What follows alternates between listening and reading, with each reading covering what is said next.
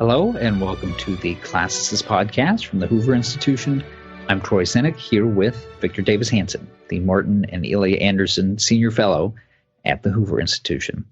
And Victor, we turn for today's show to Turkey and its relationship to the United States. This, of course, precipitated by the recent announcement from the Trump administration that the United States was going to draw down its presence in parts of northern Syria, where there were Kurdish populations that helped us in the fight against the Islamic State.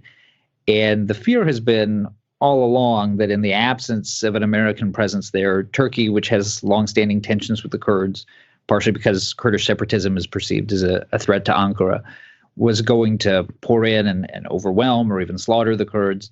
So before we even get into the deeper context, the reaction to the Trump administration's decision ran the gamut from total moral outrage from people who said that we were selling the Kurds out and it was unconscionable, to people saying, look, what's the American national security interest in us holding the line in this feud halfway around the world? What was your reaction? Well, my reaction was that everyone was reducing this to Kurds, good, and what we did is bad. But there's Kurds and there's Kurds. There's Kurds, the largest population, I think 27% of them are in Turkey. And there's Syrian Kurds, there's Iranian Kurds, and there's Iraqi Kurds. And we tend to be allied with the Iraqi Kurds and the Syrian Kurds, but we understand that the Syrian Kurds are a bit different in that they support and aid the Turkish Kurds, which are who are perfectly capable of using terrorism to achieve their political ends. So that was the first thing you have to keep in mind, that yes, they were friends with us, but it was for their benefit as much as ours, and they did things that we weren't comfortable with. Then, as I said earlier, that the problem was that Turkey, by all standards of NATO, shouldn't be any longer a NATO ally. It's the only dictatorial country. It's a democracy only in name in the alliance now. It just bought the S-400 Soviet missile system, anti-aircraft missile system, whose components may be enriched by the fact that Turkey has 7 or 8 companies that are assembling parts for the F-35, and that expertise may find its way into that system, which would be devastating for NATO because that's going to be its prime signature fighter. In addition to that, it flies 70 or 80 times a month into Greek airspace. It bullies Greek boats in the Dodecanese Islands. And the Turkish Cypriot problem is roughly an example of Turkish aggression, and it has no support worldwide. And then we add all of this into the equation that Turkey's friends are usually our enemies, whether Russia or Syria or Iran, and its enemies are usually our friends, whether that's Israel or Egypt or Greece. And so that makes it very difficult that we're supposed to come to the aid of Turkey when it's not an ally, and we're supposed to come to the aid of the Kurds when they're friends but they're not allies. And that's what the problem was. And then the other subsidiary concern was nobody really could tell us how 200 soldiers or 250 in between these two forces were going to serve as a tripwire and what that meant. Did it mean that they were going to die or get attacked and one of their bases was shelled and then we were going to massively intervene? Or did it mean they were symbolic and the Turkish armed forces wouldn't dare even think of attacking them? So we never really got an explanation. And then finally the whole issue of troops between Kurds and Turks, is that the same as American troops inside Syria? And everybody seemed to think it was.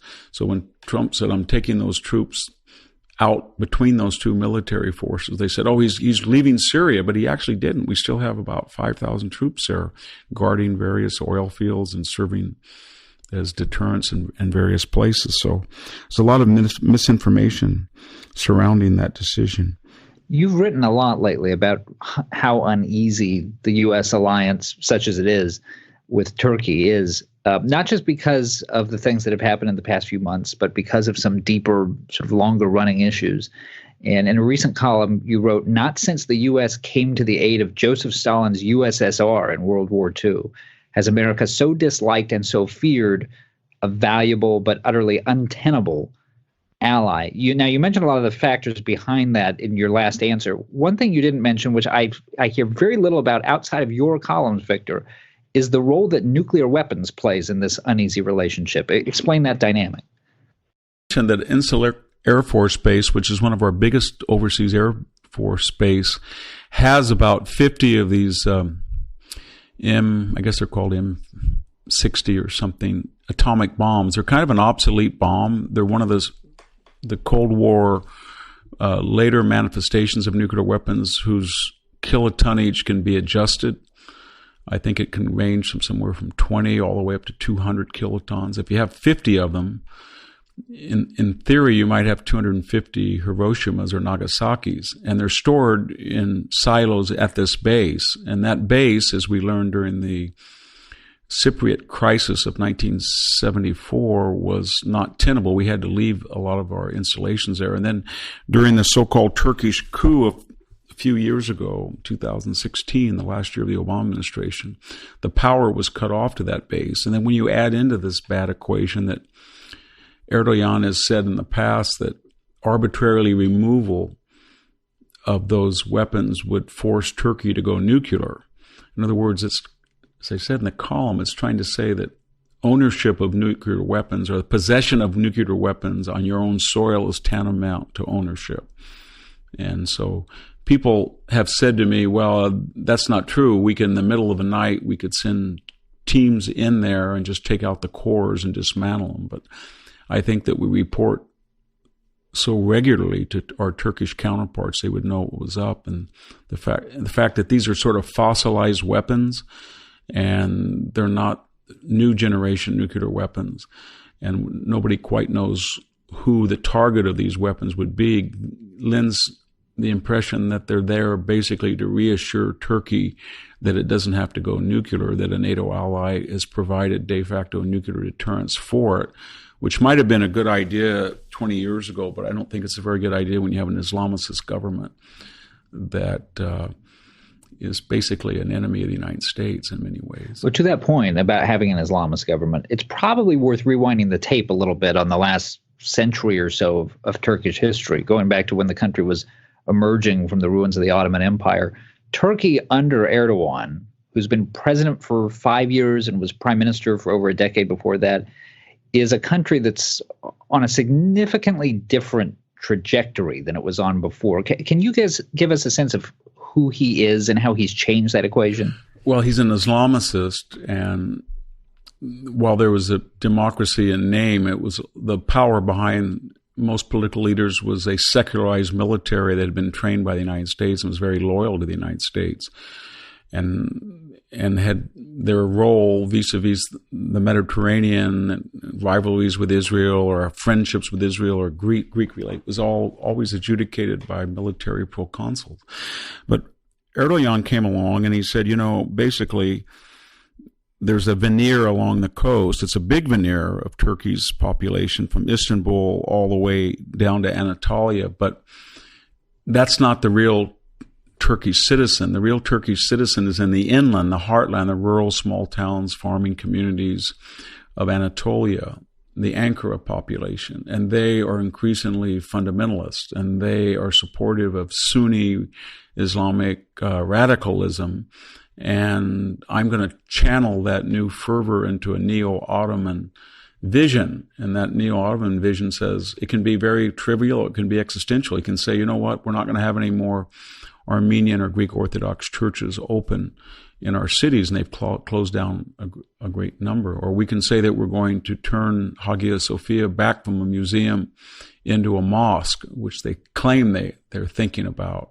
Or it can mean that we're going to not insist on secular literature, freedom of speech, or even in matters of fashion, we're going to more resemble an Arab country than we are a Western country. And part of this was anger about not being let into the European Union. Part of it was the leverage they had over Europe because they have about 2 million refugees, and they're getting paid $4 or $5 billion a year by the Europeans to house them, and they've threatened to unleash them into Europe. But whatever exegesis we use, it's pretty clear that Erdogan doesn't see his future as a secularized Western liberal leader, eager to, regularize his country normalize his country along EU standards and make it part of the EU, or even in the military sense, to become the old ally again that it once was to the United States. You said earlier in the show that Turkey doesn't really belong in NATO anymore. As a strategic matter right now, is the greater risk in keeping them in or in pushing them out and perhaps closer to some of those unsavory powers that you mentioned earlier? Yeah, I think that's the only argument. When I say it doesn't really, I didn't say it doesn't matter. It doesn't really matter. And by that I meant in a perfect world, we would get rid of it in a minute. But it's not a perfect world. And the problem is it has, after the United States, the largest army in the alliance, 650,000 troops. And they're known as pretty good fighters. And it's got some advanced technology. So we're thinking in this cauldron of the Middle East, the main land power there that borders Syria and is close to a lot of places where we've intervened in the past is Turkey. And if we don't have some influence with that military, whether by stationing troops there or training its officers in the United States or having liaisons there, then that huge force can be used against our allies and interests and it can align itself with Iran or Syria or Russia or China. So I guess the default position has been, do you want a bad ally or a good enemy? And I think we'd rather have a bad ally than a scary or an enemy that's quite potent. So final question, along those lines, one of the things, of course, that has kept the U.S.-Turkey relationship together, even through these hardships, is the sense that Turkey is too important to our access to and our ability to project power into the Middle East. Is the cost-benefit calculation there the same as it was? Are our interests as intense in the Middle East as they were a decade or two ago? I don't think they are. I know that the Mediterranean in general and the Middle East in particular, because of its geography among 3 different continents, et cetera, is always considered critical. But there's 2 or 3 considerations that made it, the Mediterranean and Turkey in particular, critical, I don't think are necessarily factors anymore. And by that I mean one is oil. We're not dependent on Middle East oil anymore. We're the largest gas and oil producer in the world. I think next year we become the largest exporter of gas and oil. And then second, there's no longer an Israel versus the Sunni dichotomy that made it very difficult to adjudicate between our supposed friends. The Sunni monarchies are much more afraid of Iran and maybe their surrogates like Hamas or Hezbollah than they are of Israel. And then third, Israel in relative terms, economically, in energy, and its military is far more powerful than its neighbors than it's ever been. So I think there's a sense that we don't really need the Middle East in general, and therefore not Turkey as much as we did in the past. If you can just think of a scenario under this Trump doctrine, if a Chinese freighter was attacked in the Straits of Hormuz, or it was closed to the Straits of Hormuz, in theory, in the old calculus, that would be a disaster demanding a United States response. But Trump would probably say, well, they have a $600 billion surplus with us, and it's their problem, and they're the biggest exporter of goods and services to the Middle East now and the biggest importer of its oil. Let them take care of it. Or even if it was a European country, the United States would say, well, they're in NATO, but on the other hand, they don't want to defend themselves. They don't make the 2%. They want to trade with our enemies. They undermine us on the Iranian sanctions. So let them take care of it. I think that's where we're going now with the Middle East. I don't know if it's necessarily positive or dangerous, but I think that's where we're going. And the old argument was, well, we need their oil, but more importantly, the world needs their oil. And I think people are saying, no, the world doesn't need their oil. China needs their oil. And to a lesser extent, some of the countries in Europe that are very critical of the United States. So I don't think we're going to intervene as easily as we did in the past. And this is all superimposed on our past interventions, whether it was Reagan in 83 in the Bekaa Valley, or Reagan bombing Libya in 86, or Clinton doing it in 2011, or going into Afghanistan in 2001, or going into Iraq in 2003, and earlier going in there in 1990-91. I think everybody says in all of those scenarios, we've had a very difficult time translating clear tactical success on the ground to long-term strategic advantage. And so when a president says, I just don't like that area anymore, I just don't think that when we fight on our terms, or we don't really know who's good and bad, or we don't know how to make it all in a cost-benefit analysis work for us. And you know what? I don't think it's that critical to us anymore. That's a increasingly persuasive argument. You've been listening to the Classicist Podcast with Victor Davis Hanson.